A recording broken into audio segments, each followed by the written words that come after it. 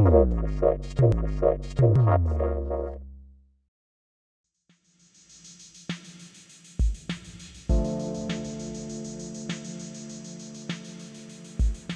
and welcome to our viewers on cruxinvestor.com and also to our listeners on Cruxcast, our podcast series.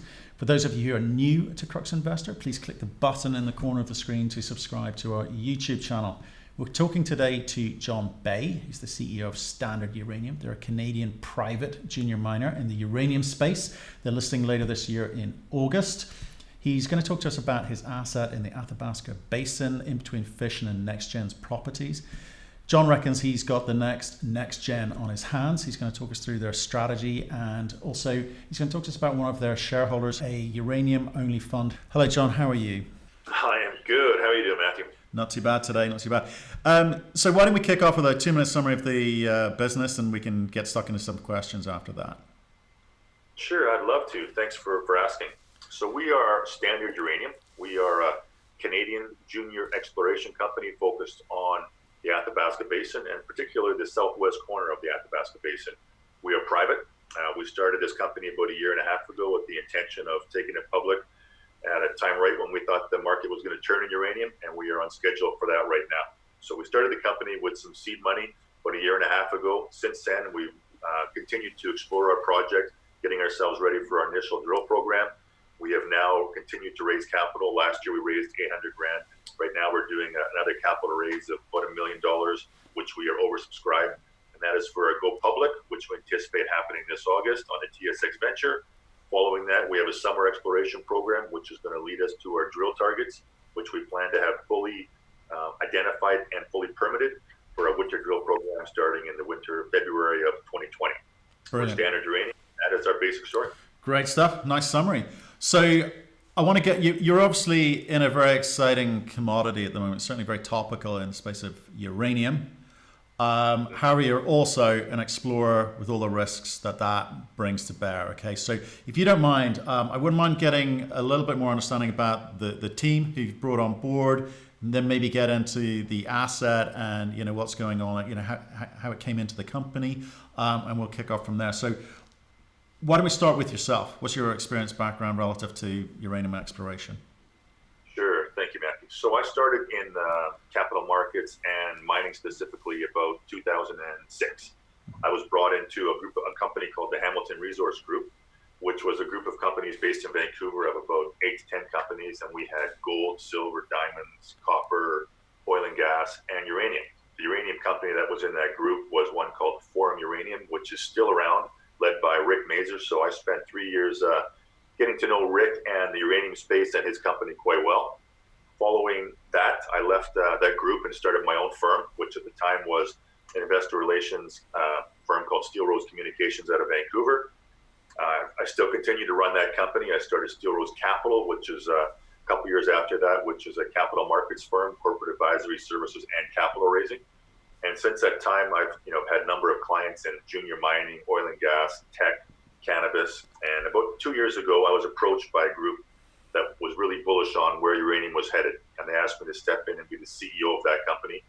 And since, October of 2017, I've built out that team and built out the company, made the acquisition, raised capital, and taken us to where we are today, which is about to go public in about 8 weeks from now. Right. So if I know I do want to talk about the team, but you said a few things there that are interesting to me. So Steel Rose group of companies, you've got the Steel Rose Capital, Steel Rose IR, you've got Standard Uranium. What's your focus? Right now? Yeah. My focus right now is 100% on Standard Uranium. So what's happened? I take that. Okay. What's happened to the other businesses though? So they are basically consulting businesses, and if we get approached by other companies to sort of work with them, I will hire out teams and let them run that. And I sort of, as a chairman of those companies, and I sort of put teams in place on I guess you could say, what is required. So if the company comes to us and says, look, we want to do a marketing program, we want someone to raise capital, then I will align the staff that I have to go help them with that. Right, okay. Myself, I oversee that, but I focus myself primarily on Standard Uranium. Got it. Okay. You know why I'm asking, because obviously we don't want it to kind of feel like another promote type project in Canada. No, not at all. And as as we go through this interview, you'll probably ask me about certain shareholders we've brought in, and I can tell you about why they're in and who they are, and why they will speak very clearly as to how plan on this project. Okay, so let's get back to the team. You've got Neil McCallum, I noticed there. Yes. Next on the list. So Neil is our VP of Exploration. He's been working in the Athabasca Basin for over 10 years. Mm-hmm. He's actually, he consults with us. He's actually an employee of Darouge Geologic, and I can explain to you who Darouge is and how important they are in this region. But Neil specifically has been working in this region for junior exploration companies for 10 plus years. So he knows the space quite well. So is he full-time, or is he consulted out to you? He consults out to us. Right. Yes, he consults out to us. That allows us to have his expertise, but keep our costs down. We try to keep our burn rate as low as we can and then get the work done that we need to do. Right, and how much time is he spending on this project? I would say, well, we don't have a lot to do right now. We're basically lining up our summer exploration work, so he's probably 33% of his time with us. So it keeps his burn rate down to about $5 or $6 grand a month, which is fantastic. Okay, so he's the guy with the local experience. You're Garrett Ainsworth as well, independent director. Garrett is a phenomenal guy, and if you talk to people who know the space, he's sort of a rock star in this region. And It was quite a coup for us to bring Garrett into our team. We picked him up basically the day after he retired from NexGen Energy. I'll give you a little bit of background on Garrett. He's been in this space for many, many years. He worked as the VP of Exploration for a group called Alpha back around 2010 or so. When at that time, Alpha and Fission Uranium were partners in that southwest corner. And at that time, nobody thought there was uranium in that region, the southwest Patterson Lake region. But Garrett was the VP of Exploration, and he was leading exploration going back and forth in that southwest corner. And he was the exploration guy who actually discovered the boulders that led to the Fission Uranium RRR discovery. So he won awards for that, and it was fantastic discovery for him. Fission then took over Alpha, and Garrett left Fission and was recruited and joined NexGen Energy. And Garrett also was awarded quite a prestigious award from the PDAC for his discovery and help he was a VP of Exploration and led the technical team at NexGen. So a lot of the relationships in the uranium space come to us through Garrett's previous relationships through NexGen. Now Garrett left NexGen because he's a exploration geologist. He didn't want to spend his next few years, drilling out and doing the type of permitting work that's going to be required to advance their Arrow project. So he wanted to go after the next highly prospective exploration target, which was the Davids River project, which we have in our portfolio, which is fantastic for us. And for him, he wants to make the next big discovery in that region. And again, how much time is he spending with you? I would say, probably 25% of his time. We bring him in at the high level stuff when we get targets back from our V10 work and our Z10 work. He works with Neil, and they help identify, where are those next drill targets we're going after. And he sort of big picture type of stuff. He analyzes the geophysics. He compares it to stuff he saw at NexGen and Fission, which is pretty exciting for us because he's seeing a lot of stuff that's really identical to stuff prior to their discoveries. Right. So is he effectively like semi-retired, or? He started a new company that he is the CEO of a copper company in British Columbia as well. Right. So, but he will continue to advise you as I know it's not a non-exec at the moment, but it will be a non-exec role going forward. Yeah, he's an independent director with us. Right, but we'll continue to work with you going forward, is the hope. Yes. I can't speak to how things are going to transpire over the future, but he is going to be a part of this company going forward. For now, he's with you. Great. Okay, and what about Blair? He's another independent director. He's on the, looks like a finance guy, is that right? He is capital markets and finance guy. I've worked with Blair now for over 3 years on various projects. I met Blair when he was an investment banker with Echelon. He and I worked on a few different projects there. He came from 10 plus years of working with Credit Suisse in New York and London, I think Paris and in Japan prior to coming back to Canada. So he's great, connected across Canada and globally, and he understands the banking world as well as capital markets. Why is that relevant now, though, with the early stage explorer like yourself? Well, someone with capital markets experience and banking experience is always great. We're constantly, as we go out, we're constantly raising money, and his relationships in the banking world always help open doors. doors. But at the moment, you're not raising that much money, right? So is the money going to come from the capital markets, or is it going to come from a strategic partner, or high net worths, or retail? Where do you envisage this coming from? Let me walk you through this. So right Sure. now, previous raises we've done, we've gone out to the retail market, we've gone out to the institutional market, and we've talked to the investment banking world. Mm-hmm. Right now, the last two raises I've done have not involved investment banks. We've done them on our own. But our next stage, when we go and do our drilling program, we're going to be going back. And I've been traveling over the last few months. I've been meeting with investment bankers across Canada and the U.S., looking at who our next banking partners are going to be, because the next programs we do for drilling will be much significantly larger capital raises. And I guess we come on to that in a bit. Let's just finish off with your CFO finally, if we may. Sure. So Martin Bajic is our CFO. He works with a group out of Vancouver called North Bay Capital. Mm-hmm. He is a shared CFO, so we have him part-time. We probably have him, 20%, which once again allows us to keep our burn rate down. We don't need a full-time CFO at this point. We're still very early stage, and the amount of CFO work being done is minimal. Yeah. Okay. Absolutely. So you basically, and the group that approached you, I think I had it somewhere with the assets. Is it Vela Minerals? They're the ones who own the assets. Is that right? That's close. So the group that approached me was North Bay Capital. Right. And two of the founder of that is an individual named Talal Yassin. Got it. He'd been instrumental in starting another company with these two other individuals that run Vela, and that's Anthony Alvaro and Ryzen. So those two guys had the shell of Vela, and the concept in 2018 was we were going to take Standard Uranium as a private company and do an RTO into Vela and do our listing that way. Right. Well, as we walked down that path, we looked at various things last year, and we decided we were going to go do a direct listing instead in 2019. Right. The market last fall wasn't really excited about uranium. We were 12 months ago, and it wasn't easy to raise capital, and taking us public at that point wouldn't have been a good decision. And so what does the structure look like now, just in terms of who's involved? We talked about shareholders, and maybe now's a good time to kind of get into that and the structure of the company, because that's really important for juniors when they're starting off, and it's also important for people coming in slightly later. They want to make sure they're not going to get caught out by people dumping stock in the market. So how have you structured that? Sure. So right now, I think you reviewed our presentation. There's a slide towards the end that walks through our capital structure and who our shareholders are. So when we started the company, $500,000 was put out by the three founders. That was at a 5 cent raise, and those came with warrants as well at 5 cents. So that gave us our first $500,000. Then we acquired the Davidson River project, which was acquired for 23 million shares. So we had 10 million from the original seed money, then we had 23 million, so we had that 32 million shares out. Then last fall, in basically October, November, we went on and raised $860,000. That came in through some retail and one big institutional fund, and it's quite publicly known that fund is Station Cove out of New York, Mike Alkin's group. Yep. Mike doesn't like speaking about how much he invests in the company, so I'll leave it at that. But he is, we have a great relationship with Mike, and I believe he's one of the smartest guys in the industries, and we're really fortunate to have him supportive of our company.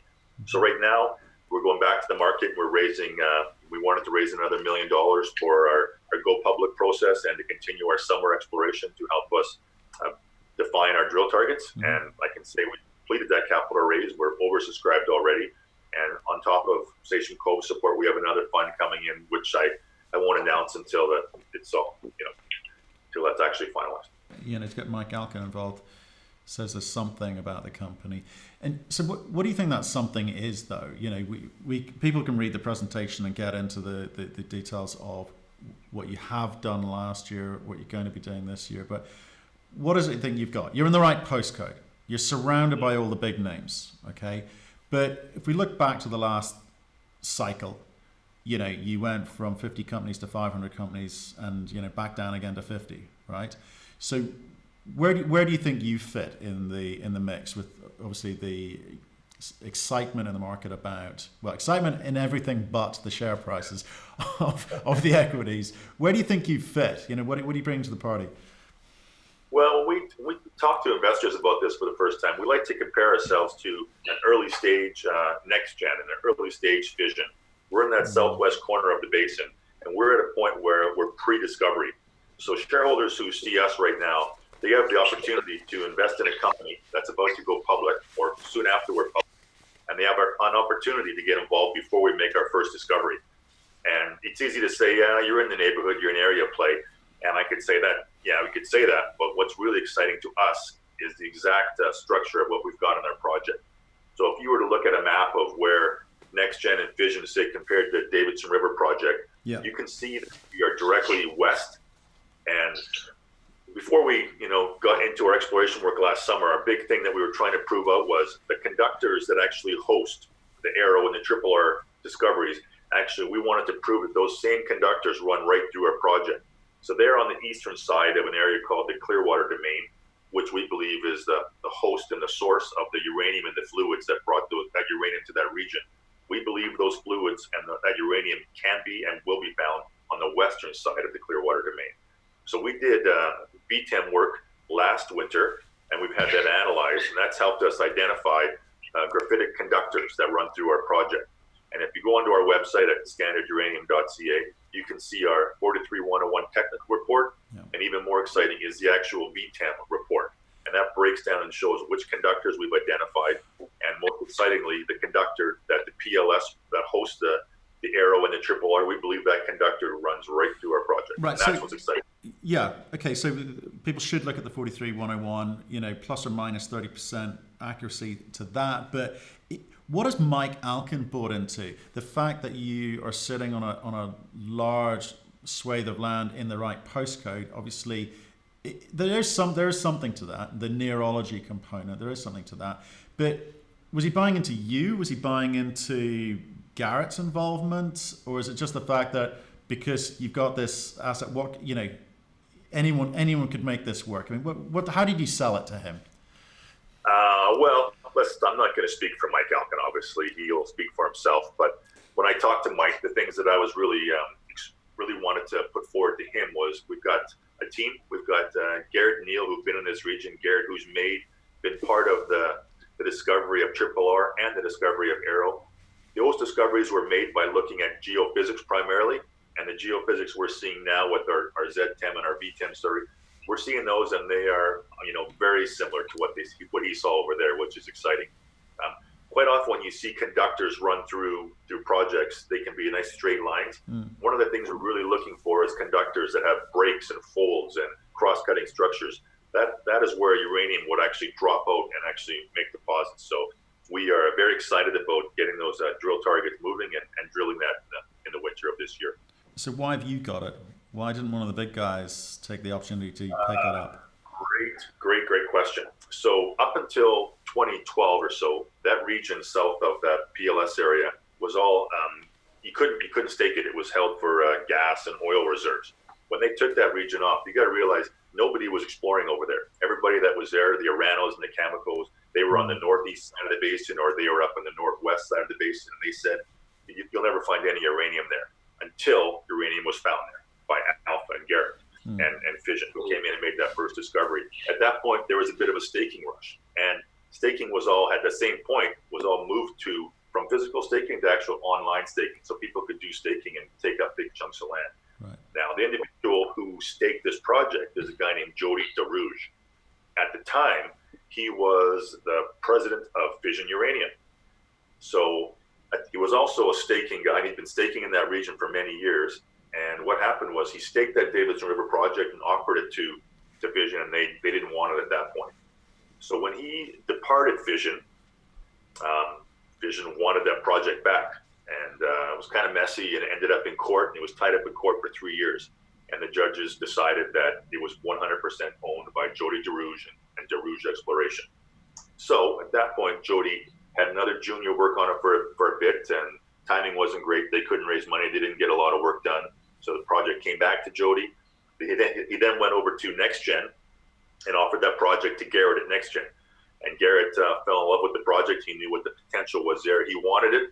But his CEO, Lee Currier, said, you know what, we've got enough land right now. We've made our discovery. We're going to focus on that. So NexGen passed on it. So at that point, Jody offered it to the individuals who founded our company, Talal Yassin at North Bay Capital, who locked it up. And then he decided, let's build a uranium company. He approached me, and here we are today. Interesting. So how much did all that cost? I mean, so he's tied it up. Jody's tied it up, which is great. How much money has he spent on it? How much money has been spent on it? And coming back to your structure, you've rolled that in. He's rolled that asset in. What's he get out of it? So for his time, he was given X amount of shares and X amount of dollars. So he'd spent about $1 million on that project over the years, keeping the claims in good standing, doing some basic exploration work. One of the exciting things is the Davidson River has never been drilled. So it's we're going to be the first company to ever drill this project, which is a highly prospective area. Jody has, I believe it's 4 million shares in Standard Uranium for that, and he's got a couple $1 million. Right. Okay. So okay. What's earning over time? I'm just trying to work out at some point in the future. I'm going to be able to work out whether that was an expensive mistake from NexGen or not. Right. Well, let's hope so from our perspective. Yeah. Yeah, for sure. Okay. Not only did they lose the project, they lost Garrett Ainsworth as well, who came out, who wanted to go work on that project. Right. Okay. So that's kind of interesting. So I'm intrigued by what your model is. You talked through the finances. You've got a bit of money in the treasury, but at some point soon you're going to have to go. What you're doing you're going public in what, August? Yeah, that's correct. So we are doing a direct listing on the TSX venture this August. Everything is lining up beautifully. That will complete. We've got the capital raised. And then we're going to do, on the heels of that, we're going to do an OTC listing in the U.S. right about, we can start that 30 days after we've listed on the TSX. So just two things there, John. One is, how much are you raising when you go public? Or how much have you raised already? So right now we're in the middle of a capital raise, which we're going to be about $1 million Canadian. Right. Okay. But that's enough. That's all you need. That's all we need. We don't want to dilute our shareholders too much right now at this valuation. This capital raise is being done at 15 cents with a 25-cent warrant. Right. Okay. That'll take us up to between 45 to 50 million shares out, depending on the amount we close on. Right, and so where will that put you in terms of total cash available? I'm looking at page 16 of your current presentation, which I think maybe is a little bit out of date. We'll have about $1 million, $750 to $1 million available to us. We'll spend probably $400,000 to $500,000 on exploration work this summer, which will give us, we'll have $500,000 to a bit more going into the fall. And what that means is when we go to do our proposed drill program in the winter of 2020, we'll be going back to the market to raise capital specifically for the drill program. Right. Okay. And I'll tell you what we're looking at. We're looking at raising around $3 million. That's going to give us about 6,000 meters of drilling, about 20 drill holes. Yeah. Those are about 400 meters in depth. We believe our project is basement hosted, and it's going to start somewhere between 50 to 100 meters down. So those drills will be going on angles. So we'll angle down about 400 meters, which should allow us to go through the structure, identify. We want to see that we go through the graphitic structures there and hopefully identify uranium in those structures. Okay, we'll come back to that technical component in a second. So my second question was why the OTC as well at this stage? So for us, we are finding through our roadshows that we're getting a lot more interest right now from American investors than Canadian. And that is, I think because the state of where the capital markets are in junior mining and uranium right now, the share prices still haven't moved. We're not seeing the Canadian retail investors get excited yet and jump into uranium. But we know that when that does happen, they're going to flood in, just like more companies are going to flood into the uranium space. So we're preparing for both. Yeah, very sorry. And then the OTC listing in the U.S. also gives U.S. retail investors and institutions just another easier step to get in and trade their shares. So we're trying to make it as easy as we can for U.S. investors to be a part of our company. Yes, they're a very passionate bunch, the American uranium investor. We've had some exposure to them recently. Can we come back to the position of the company? Okay, you're going to go do this listing on the TSX-v. You're going to have $750 million in the kitty to go and do a program which will get you through to a further raise $3 million. Okay, that's all good.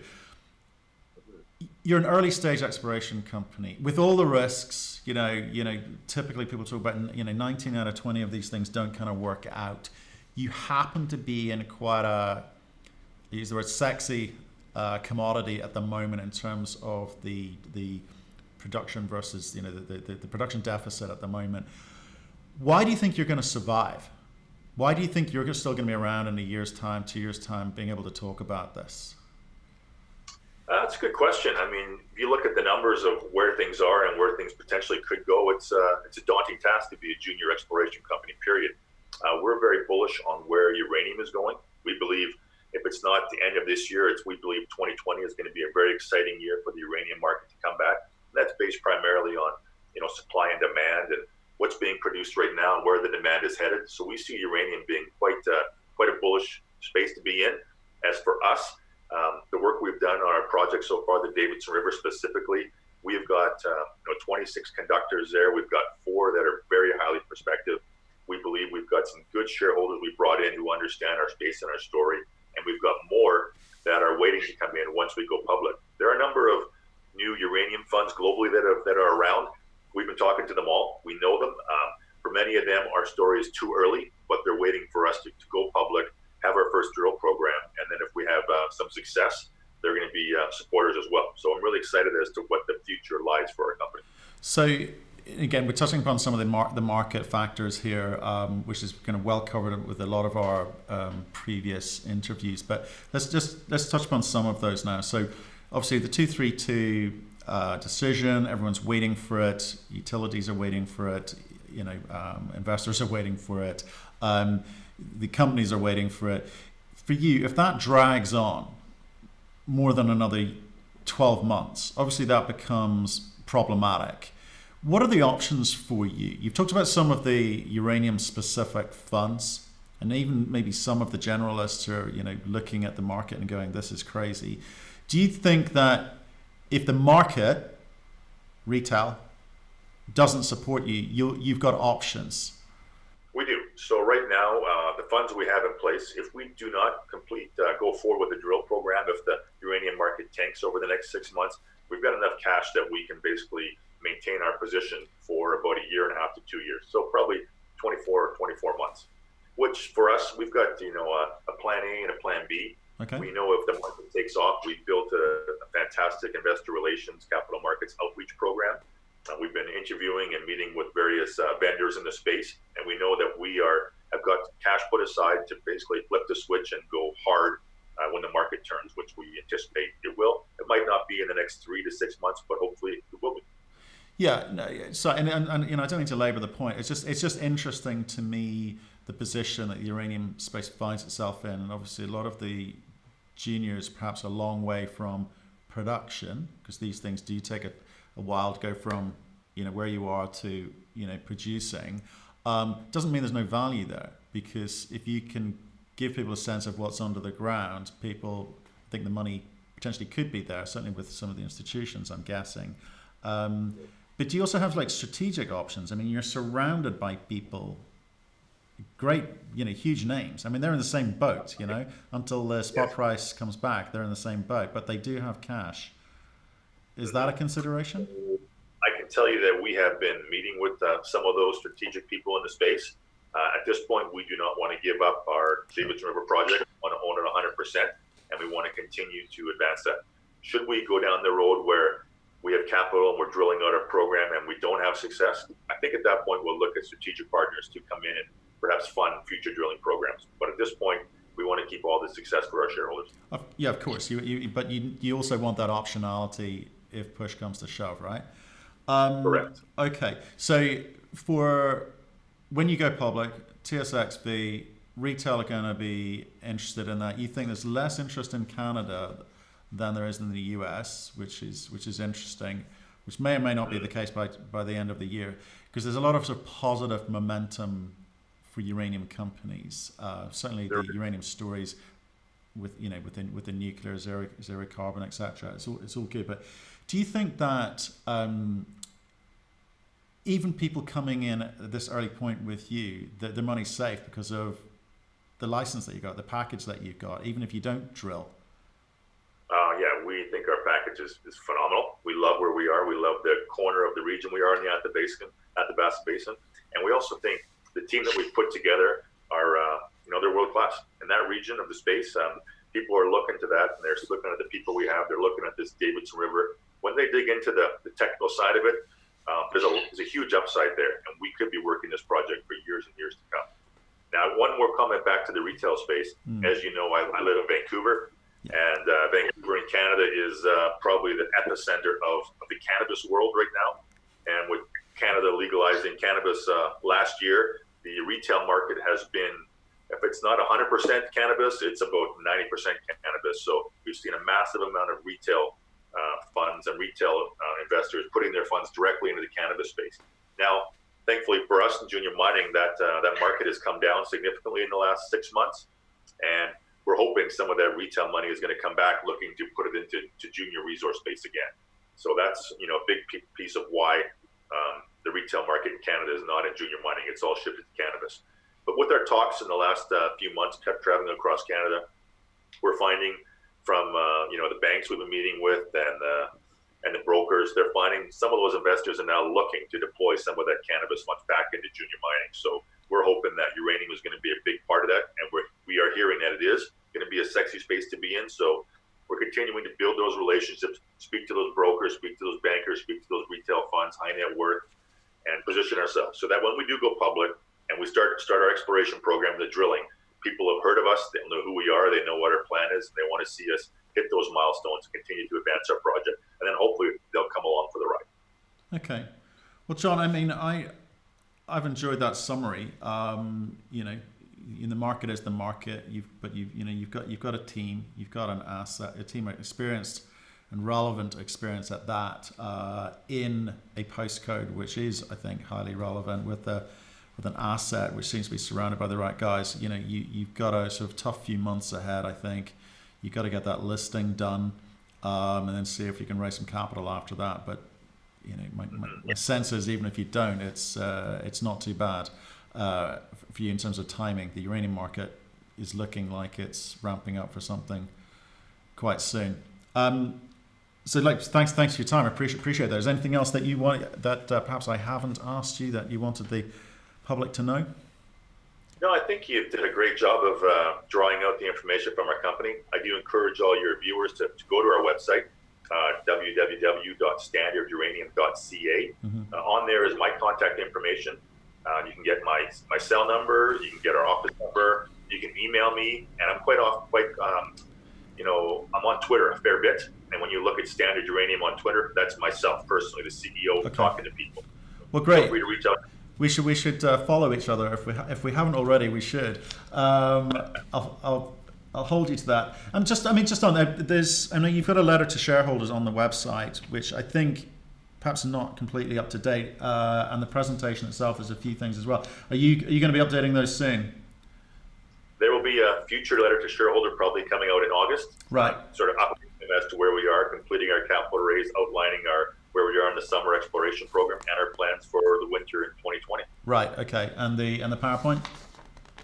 The PowerPoint is, it won't be updated.